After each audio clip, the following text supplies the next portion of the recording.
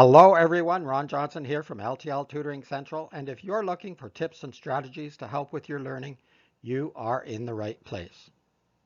Now, if you've watched my videos or read my blogs before, you will have heard me talk about variety, using variety in your writing. And variety is the spice of life, the old saying. And this video is talking about some ways in which you can vary your sentences.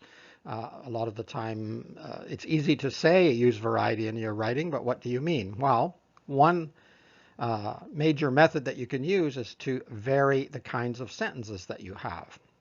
And you can vary them by structure. So you can use simple sentences, complex sentences, compound sentences, or compound complex sentences. And you can switch that up. So you don't want to use all simple sentences. You don't want to use all compound sentences. So you can use a variety of sentences by structure. You can use a variety of sentences by purpose. So you can have interrogative sentences. Those are questions. Or statements. Those are the most numerous sentences, the ones that ends with periods and just stating a fact. A question, of course, or imperative sentences where there's a command or request being made. So you can shift your sentences around and use a variety of sentences by purpose. You can also use different sentence lengths. And this is connected to the structure idea, because you can go through, and if you have a lot of simple sentences, and by simple that doesn't mean easy. I've made videos and blogs about the kinds of sentences by structure before, but a simple sentence means that there's just one independent clause. All of these names of sentences by structure have to do with the number and kind of clauses that are within them. So a complex sentence doesn't mean a difficult sentence either. Complex means something different in this case. However, if you have a lot of simple sentences in your writing, you can go through during the revising stage or through the proofreading editing stage, and some of those simple sentences could be combined. They could be made into a complex sentence where you have an independent clause and a dependent clause, or they could be turned into compound sentences where you're joining two complete sentences. If you do this, however, make sure you do it in the correct method. There are some methods that work and some that don't, some that are grammatically correct and some that are not. So if you're doing that, make sure you follow the rules.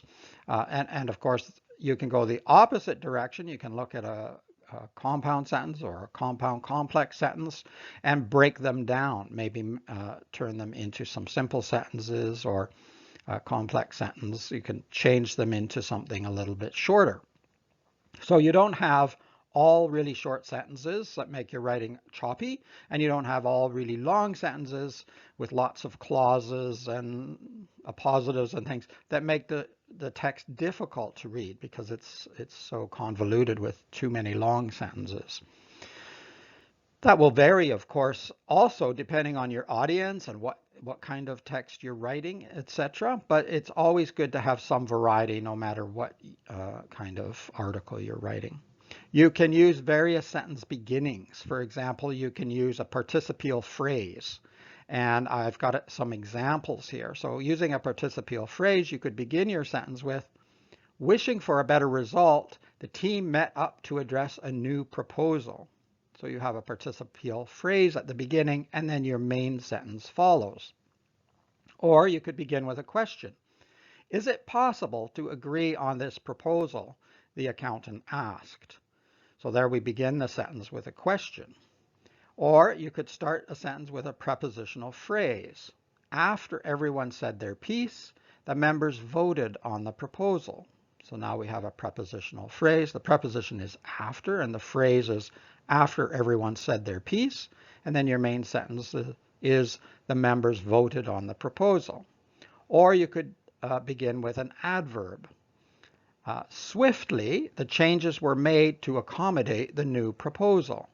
So now the sentence has started with a simple adverb, swiftly, and then the main sentence follows.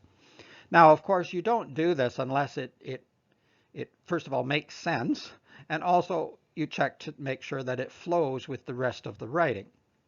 But there are changes that you can make during your revision stage or proofreading, editing. Sometimes people do everything at once. Sometimes you do it in different stages. But you should always go back over your writing several times, particularly if it's a very important piece of writing, because you will see things that you didn't see the first time. And these are a few methods in which you can add variety into your writing by switching up the sentences in various ways. It's a relatively short video this time. There is a blog based on the same topic. I will put the link below. I'll also put a link to the website. If you're watching this on YouTube, you can ask questions or make comments below. You can always get a hold of me by email. Check out the website. I'll put a link to the email below as well. I'll also put a link for 2 books, the nonfiction book that is motivational and talks about how to teach yourself. And that's for anybody, because if you're taking classes and you have a professor or you have a teacher, the ultimate is you're still teaching yourself. Those are coaches. Those are people who can help you a lot. Just as I am a tutor and I try to help my students as much as I can, but when it comes right down to it, you are your own best teacher and it's up to you to learn the material. So the book helps in that way. And then there's my fiction book. It's a collection of short stories that I wrote a long time ago, but they've been sort of restructured a little bit and published, and I will put a link for that below as well. I hope you have fun reading those. In the meantime, it's Ron Johnson from L.T.L Tutoring Central. I think I'm losing my voice here. Have a great week. Continue writing. Don't stress about all of the things I talk about in terms of grammar and sentence structure and using variety, but try to implement a few of them a little bit at a time, and before you know it, they will become second nature. Bye-bye for now.